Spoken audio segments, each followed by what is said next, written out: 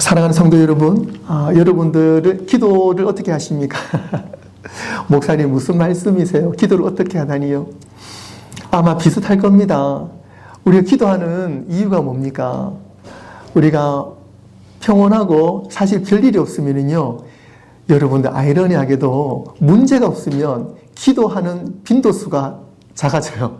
그런데 우리 가운데 어떤 문제가 있고 어려움이 있으면 기도하는 그 분량이 늘어납니다. 왜 그렇습니까? 우리가 기도할 때 자연스러운 기도의 습관이 있어요. 그게 뭐냐면, 하나님 주십시오. 예를 들어 하나님 이렇게 해주세요, 저렇게 해주세요, 이것을 원합니다 하고 우리가 기도할 때 하나님의 뜻을 물어보는 듯 하면서도 이 내용을 사실 차근히 돌아보면 그 내용이 뭐예요? 우리가 가지고 있는 어떤 문제들에 대해서, 어려움에 대해서 하나님께 토로하고, 하나님 이것을 어떻게 좀 바로잡아 주십시오 라고 그렇게 좀 애원하는 기도를 사실 많이 하죠. 그런데 여러분, 이 세상에서 가장 어떤 면에서는 어려운 기도라고 해야 될까요? 어떤 기도일까요? 그것은 우리가 기도는 하는데, 우리 어떤 문제를 놓고 기도하는데, 하나님, 그런데 저의 뜻대로 마시고, 제가 지금까지 이런 걸 놓고 쭉 기도했지만, 제가 사실 이것을 원하지만, 하나님, 그런데 저의 원대로 마시고 하나님 뜻대로 해주세요 라고 그렇게 하는 게 쉽지 않아요. 그렇게 할 수는 있어요. 그죠? 그런데 그게 100% 하나님, 제가 원망하지 않겠습니다. 무조건 하나님 뜻대로 해주세요. 제 기도했는 거 다 없는 걸로 하고 하나님 뜻대로 하세요라고 사실 그렇게 말하기가 쉽지 않아요. 1시간, 2시간 열심히 기도를 했는데, 하나님 낫게 해주십시오. 하나님, 그리고 이게 꼭 이루어지게 해주십시오 라고 우리가 열심히 기도했는데, 하나님 뜻이 무엇입니까? 열심히 기도했는데 마지막에 단 1분, 단 10초. 그런데 제 뜻대로 말고 하나님 뜻대로 하세요. 괜찮습니다 라고 기도를 할 수 있으면 얼마나 좋을까요? 근데 그게 쉽지 않다는 것입니다. 세상은 그 공식이 반대예요. 그죠?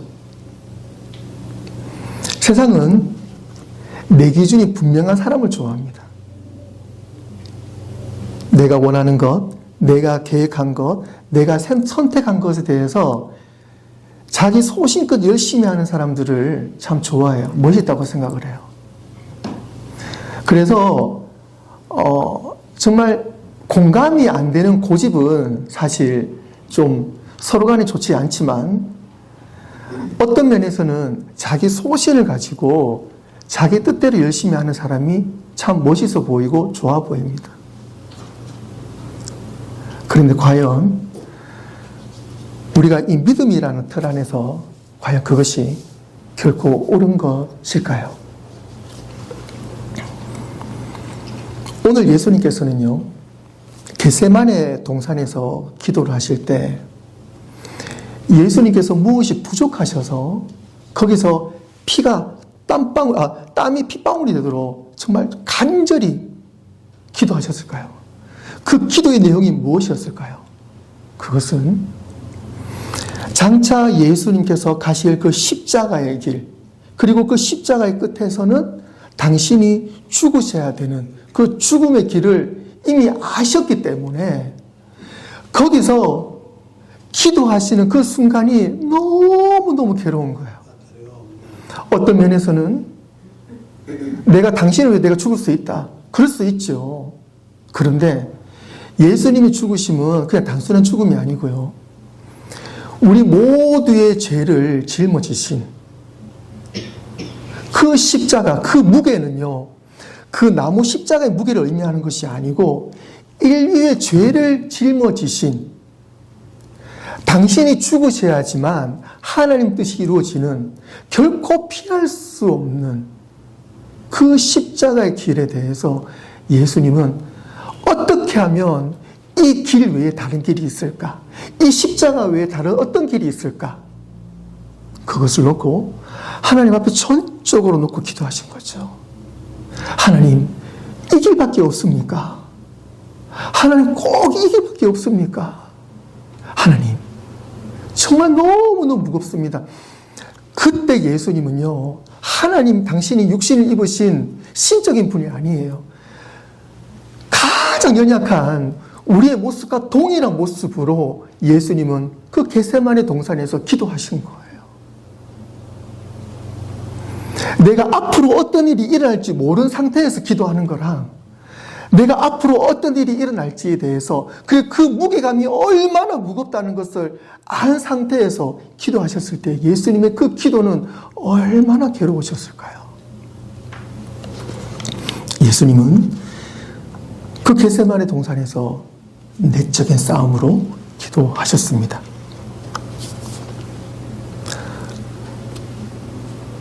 우리도 언제 이처럼 간절한 기도를 했었나요? 현실을 받아들이기 어려울 때 우리는 정말 간절한 기도를 하게 됩니다. 기도를 하면서도 하나님의 뜻이 알고 싶지 않을 때가 있어요. 그저 빨리 기도해서 빨리 이 어두운 터널을 빨리 지나고 싶어요. 그럴 때는요, 하나님 뜻이 어디 있습니까? 라고 묻고 싶지도 않아요. 왜 그러냐면 하나님 뜻이 부정적인 대답이 나올까 봐. 그냥 내가 그 괴로운 순간이 있으면 하나님 빨리 이 괴로움을 떠나게 해주십시오라는, 사실 우리도 그 기도밖에 안 나오잖아요.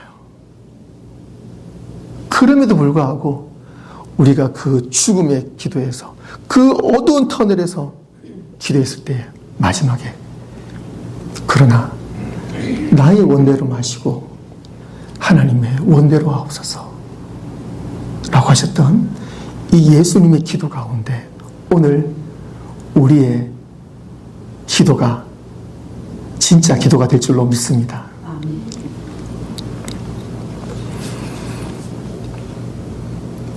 예수님은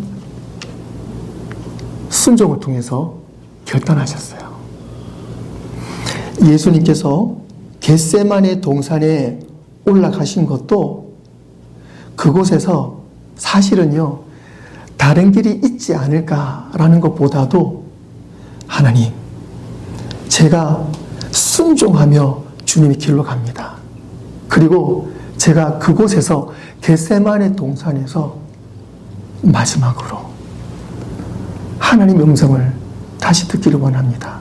라는 그 심정으로 순종으로 가셨어요.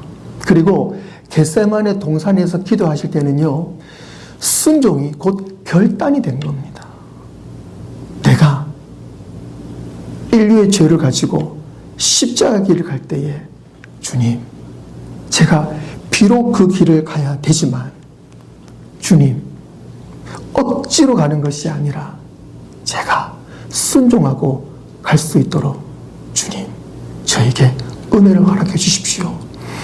그 여러 가지 복잡한 믿음으로, 하지만 하나 중요한 것은 순종입니다. 순종하는 믿음으로 기도하셨고 순종하는 믿음으로 기도하셨을 때에 결단이 이루어졌고 그 결단을 통해서 오늘 저와 여러분들이 살게 된 것입니다.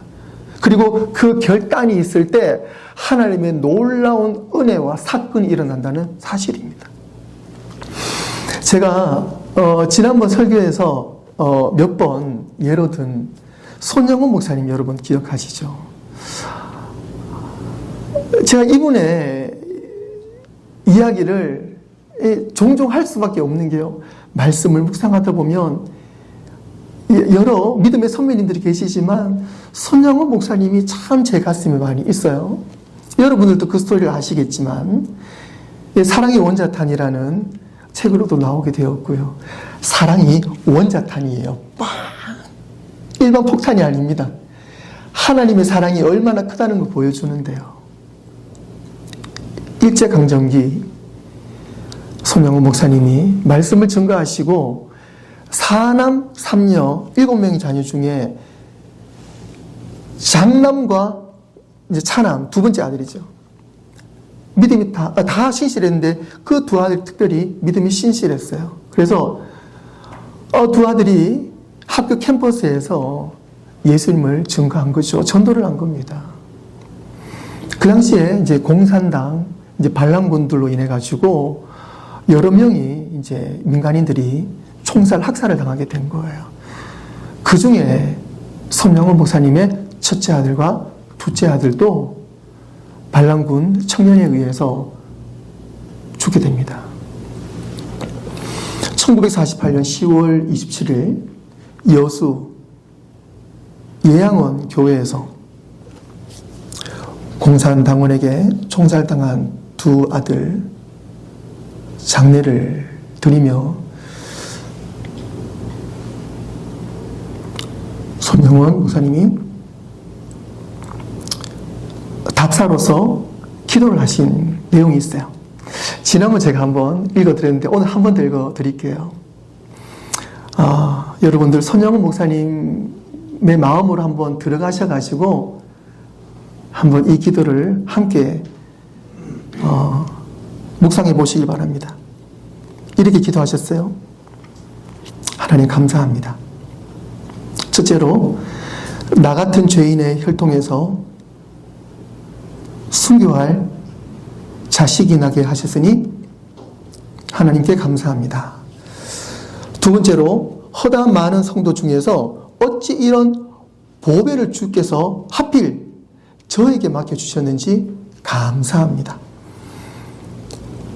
사남 삼녀 중에서 가장 아름다운 두 아들 장남과 차남을 바치게 된 나의 축복을 감사합니다. 네 번째로 한 아들의 순교도 귀하다거늘 하물며 두 아들의 순교라니요. 주님 감사합니다. 다섯 번째, 예수 믿다가 와석 종신, 즉 제명에 죽는 거죠. 와석 종신하는 것은 그것도 큰 복이라 하거늘 하물며 전도하다 총살당한 순교를 당하게 해주시니 감사합니다. 여섯 번째로 미국 가려고 준비하던 내 아들 미국보다 더 좋은 천국으로 갔으니 내 마음 안심되어 감사합니다. 일곱 번째로 나의 사랑하는 두 아들을 총살한 원수를 회개시켜 내 아들 삼고자 하는 사랑하는 마음을 주신 하나님께 감사합니다. 여덟 번째, 내 두 아들 순교의 열매로 말미암아 무수한 천국의 아들들이 생길 것을 믿어지니 우리 하나님 아버지 감사합니다. 아홉 번째로 이 같은 역경 속에서 이상 8가지 진리와 신의 즉 하나님의 사랑을 찾는 기쁜 마음 여유 있는 믿음 주신 우리 주 예수 그리스도께 감사합니다 라고 기도하셨어요. 그리고 기도에도 나와 있지만 아들을 죽인 그 범인이죠. 그 청년을 양아들로 삼는 순종과 결단이 있었습니다. 그리고 그 양아들로 대신 그분이요 후에는 목사님이 되셨어요. 그리고 주의 종의 길을 가시게 된 것입니다. 손 목사님께서 장례식 때 하셨던 이 기도, 말씀은 이렇게 하셨지만 육신적인 부모로서 마음은 어땠을까요? 찢어진다는 말이 사실 표현이 안 되죠. 그럼에도 불구하고 손영원 목사님은 감정을 넘어 순종하셨고 하나님을 찾으셨고 하나님의 뜻을 발견하고 감사를 발견하게 되었습니다. 그리고 손영원 목사님의 그 9가지 기도가 온전히 이루어지게 된 것입니다. 할렐루야. 아멘. 우리가 어떠한 무거운 터널을 지난다 할지라도 얼음이 있다 할지라도 우리는 겟세마네 동산으로 가야 됩니다. 여러분 결코 겟세마네 동산을 피하지 마십시오. 기도의 순간을 피하지 마세요. 기도를 통해서 하나님 뜻을 꼭 구하시고 순종하시고 결단하시고 응답 받으시기를 바랍니다.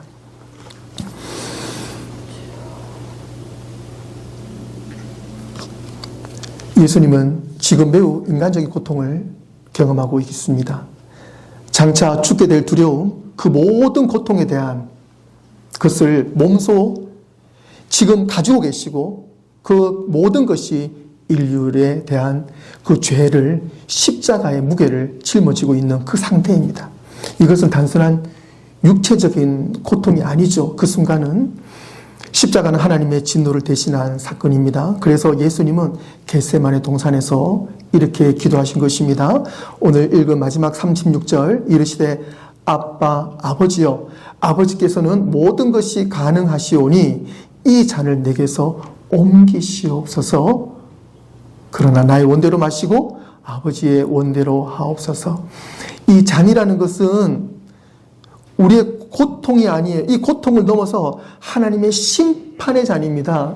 하나님의 심판의 잔은요, 저와 여러분들이 당해야 될 그 심판의 잔을 예수님은 잔으로 표현하신 거예요. 그 심판을 표현하신 겁니다. 그 모든 인류의 심판을 예수님은 몸소 그 기도를 통해서 감당하신 거예요. 그리고 십자가를 지신 것입니다. 겟세마네 기도는 기도의 방향을 바꾸셨습니다.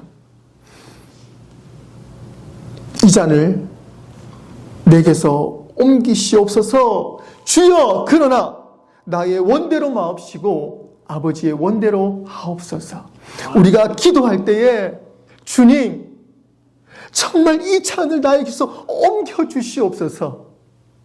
그러나 나의 원대로 마시고 아버지의 원대로 하옵소서.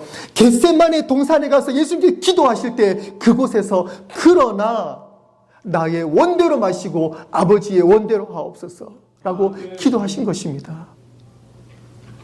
우리가 오늘도 믿음을 가지고 기도의 자리로 가기를 원합니다. 기도의 자리로 가서 여러분들 우리 모든 삶을 놓고 전적으로 다 토해내 오시고 기도하시길 바라요. 그리고 그곳에서 주님, 그럼에도 불구하고 주님, 저의 뜻대로 마시고 아버지의 뜻대로 하옵소서 라는 여러분들의 기도와 순종과 그 고백이 있을 때 하나님은 여러분들의 기도를 받으실 줄 믿습니다. 여러분의 모든 기도를 전적 하나님께 다 드리세요. 그리고 하나님께서 그 기도를 사용하실 수 있도록 내어 드리시길 바라요.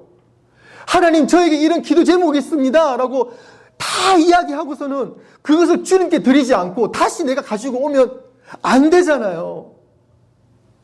여러분들 겟세마네로 가셔서 기도하시고 그 기도를 나의 원대로 마시고 하나님 원대로 하여 주옵소서. 주님 뜻대로 응답하여 주시옵소서 라고 100% 맡길 때 하나님께서는 100% 우리의 기도를 들으시고 응답해 주실 줄로 믿습니다. 예수님은 하나님의 뜻을 선택적으로 하지 않으셨어요. 결단하셨습니다. 주님, 내 뜻대로 마시고 주님 뜻대로 되기를 소원합니다. 기도는 방향이라고 제가 여러 번 말씀드렸습니다. 우리의 믿음은 방향이라고 제가 여러 번 말씀드렸습니다. 여러분, 어떠한 상황에서도 여러분들 삶의 방향이 하나님께로 고정되어 있다면 여러분들 결코 그 싸움에서 질 수가 없습니다. 할렐루야. 아멘. 체스를 두죠.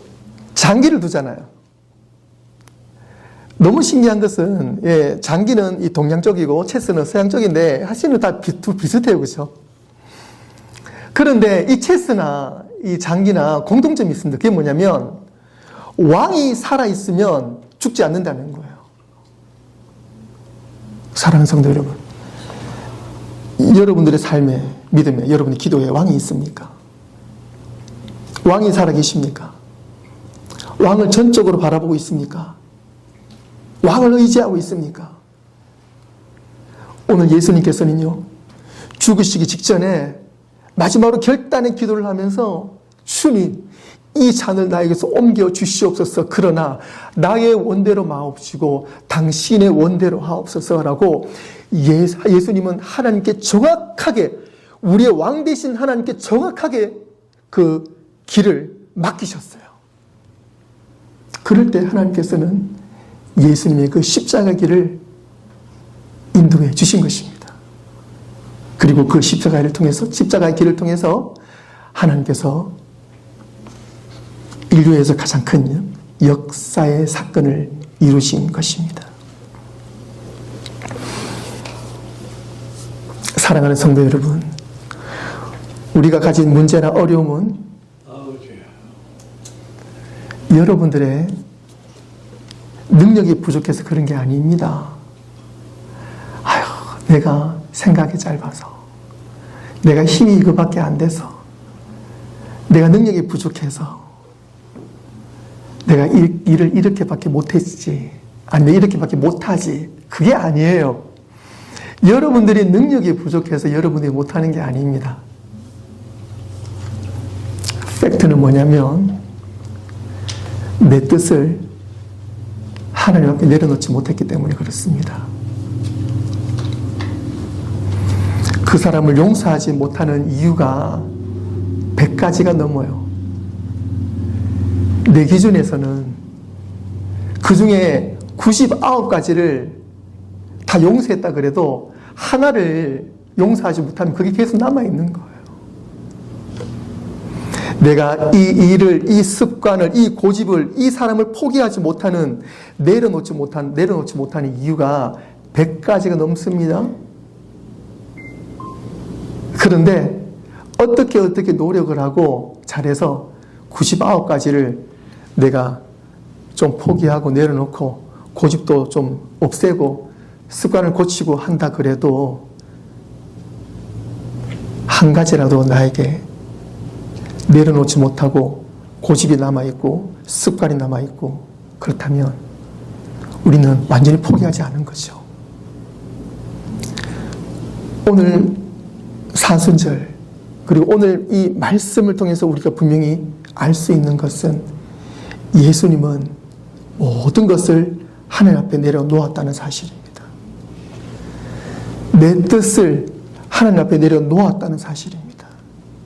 내 뜻대로 마옵시고 아버지의 원대로 되기를 원합니다. 주님의 뜻대로 행해 주십시오. 결국 내 뜻이 문제이기 때문에 예수님은 오늘 겟세마네 동산에서 내 뜻을 포기하는 기도를 드리게 된 것입니다. 그럴 때 하나님께서는 예수님의 그 십자가의 길을 통해서 주님의 그 인류의 가장 큰 사건을 이루시게 된 것입니다. 사랑하는 성도 여러분, 하나님께 전적으로 맡기시길 바랍니다. 그 말은 하나님의 뜻이라면 전적으로 희생하겠습니다 라고 결단하는 것입니다. 하나님께 맡긴다는 것은 포기하는 것이 아닙니다. 하나님 앞에 결단하는 것입니다. 하나님, 제 삶을 주님께 드립니다. 하나님, 주님, 저의 삶을 책임져 주시옵소서 라고 주님 앞에 절대적으로 드리고 결단하는 거예요. 하나님, 저는 이 길을, 이 방법을 제가 사실 이해할 수는 없지만 한 가지 확실한 것은 저는 하나님 당신을 신뢰합니다. 하나님, 이 일에 대해서 주님 뜻대로 행하옵소서. 저는 이 문제가 해결될 수 있도록 하나님께서 이 기도 제목을 응답하실 때까지 제가 이해하는 것이 아니라 하나님께서 그 뜻을 이루실 때까지 저는 기도하고 주님을 신뢰하겠습니다. 라고 기도하고 고백하고 결단할 때 하나님께서는 분명히 응답해 주실 줄로 믿습니다. 말씀을 정리하겠습니다. 사랑하는 성도 여러분, 여러분의 겟세마네는 어디에 있습니까? 그곳에 여러분은 지금 어떤 기도를 드리고 있습니까? 오늘 여러분의 기도의 자리가 예수님의 겟세마네 기도의 자리와 동일한 처소가 될 줄로 믿습니다. 내 뜻이 하나님의 뜻으로 바뀌는 순종의 자리가 될 줄로 믿습니다. 사랑하는 성도 여러분, 기도를 통해 꼭 하나님의 뜻을 발견하시기를 바랍니다. 그 길은 쉽지 않습니다. 그러나 꼭 하나님 앞에 결단하고 하나님의 뜻을 우리가 알아감으로 인해서 우리는 그 과정 속에서 은혜를 경험하고 우리 가운데에 평안이 있고 하나님의 생명이 결단하는 순간에 하나님의 생명이 우리 가운데 머무실 줄로 믿습니다. 이번 사순절 동안 내 뜻이 아닌 하나님의 뜻을 선택하고 결단함으로 겟세마네의 결단이 우리 모두의 삶 가운데 충만하시기를 주님의 이름으로 축원합니다. 아멘.